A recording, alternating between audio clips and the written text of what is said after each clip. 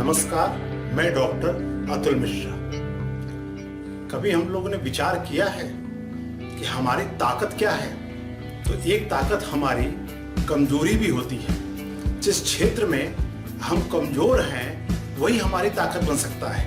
या कभी कभी आपके जीवन का जो अभाव होता है, जो आप में कमी होती है, वही आपकी बाद में जाकर ताकत बन जाती है। आइए आज विषय को हम लोग समझते हैं।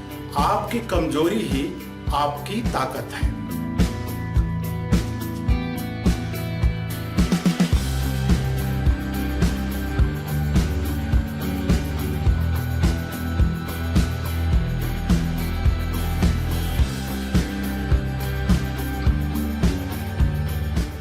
एक कहानी मिलती है। कहते हैं कि एक जंगल में एक हिरन था। वो बहुत तेज दौड़ता था और उस जंगल में भेड़िए भी रहते थे।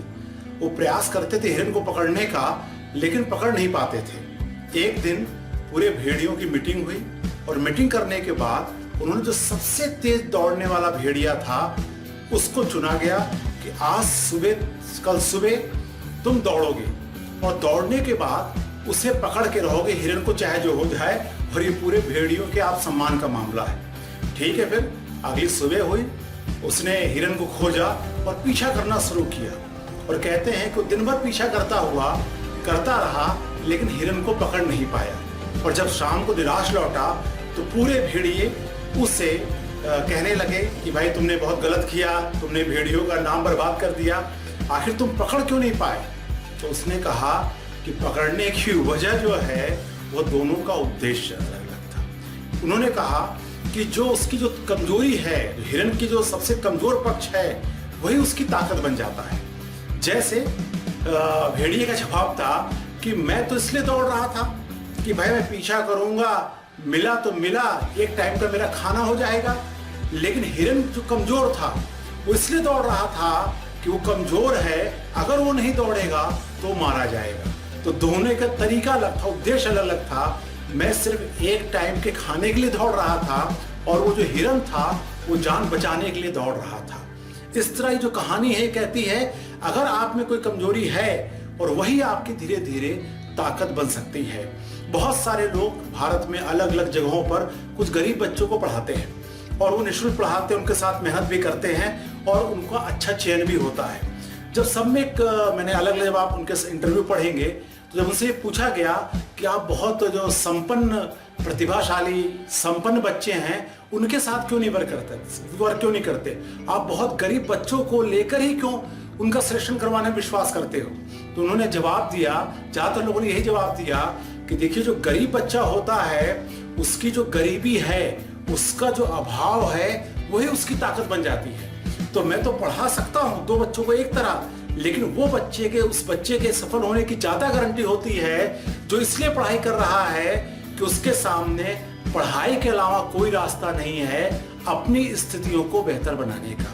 तो इस तरह ये जो सिद्धांत हमारे सामने आ रहा है कि अगर आप में कोई कमजोरी है, आप में अभाव है, तो आपको उस पर चिंतन करना चाहिए, मनन करना चाहिए और बिना निरुत्साहित हुए, बिना निराशा में जाए, यह देखना होगा कि आप उसे कैसे बेहतर चीजों में बदल सकते हो।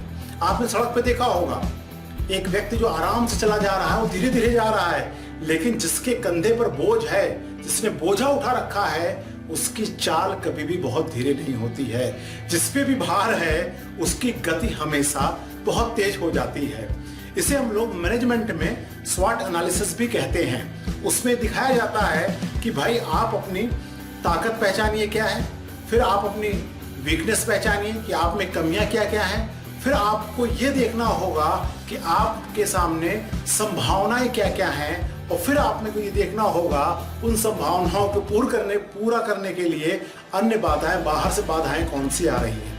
लेकिन ये मैनेजमेंट का प्राचीन काल से सिद्धांत, या मुझे लगता है कि जब भी मैनेजमेंट की पढ़ाई शुरू हुई है तब से ये एनालिसिस चल रही है। और उसमें ये कहा जाता है कि जब जो भी आपकी वीकनेस है, स्ट्रेंथ तो ठीक है, आपने स्ट्रेंथ का पता लगा लिया, लेकिन जो आप में कमी है, उस कमी को आप विश्लेषण करके उसे आप अपनी ताकत बना सकते हैं। जैसे बहुत सारे बच्चे, मैं जब सिविल सर्विसेज के लिए बच्चों को पढ़ाता हूँ तो उसमें कुछ बच्चे कहते हैं सर मैं बहुत वो ग्रामीण परिवेश से आया हूँ। तो मैंने कहा चलो तुम्हारी ग्रामीण परिवेश से तुम्हारी ताकत बना लेते हैं। कि भाई गांव से जुड़े जितने सवाल हैं, जितनी भी योजनाएं हैं, वो सबसे ज्यादा पूछी जाती हैं। तो अगर आपका ग्रामीण परिवेश का होना आपकी ताकत बन जाता है। कभी कभी आप कहते हैं कि मुझे मेरी अंग्रेजी अच्छी नहीं है, बच्चे कहते हैं, तो मैंने कहा चलो संकेत मिल गया, यदि आप अंग्रेजी ठीक कर लोगे तो ये आपकी ताकत बन जाएगी। कभी कभी बच्चे कहते हैं कि भाई मैं बहुत अच्छी हिंदी नहीं लिख पा रहा हूँ, बाकी मेरा सब कुछ ठीक है, मेरी कमी ये है कि मैं अच्छी हिंदी नहीं लिख पा रहा। तो इसी में आप खुद संकेत दे रहे हैं, इसका मतलब है कि अगर आप हिंदी ठीक कर लेंगे तो आपको सफलता मिल सकती है। इसी तरह हमें अपने जीवन में ये देखना चाहिए कि हमारे जीवन में क्या क्या कमियां हैं, कौन कौन सी ऐसी कमियां हैं हम जिसको दूर कर सकते हैं, और जो कमियां दूर नहीं हो सकती हैं उसको स्वीकार करके हमें आगे बढ़ जाना चाहिए। हो सकता है मैं यहाँ पर बहुत आदर्शवादी बात नहीं कर रहा हूँ कि आप मुझसे सवाल बाद में आपके मन में उठ सकता है कि हमारे पास समस्या है, हमारे पास ये कमियां हम कैसे दूर करेंगे। हो सकता है कि कमियां दो तरह की हो। एक कमी वो है जिसको आप दूर कर सकते हो और दूर करके आप उसको अपनी ताकत बना सकते हो।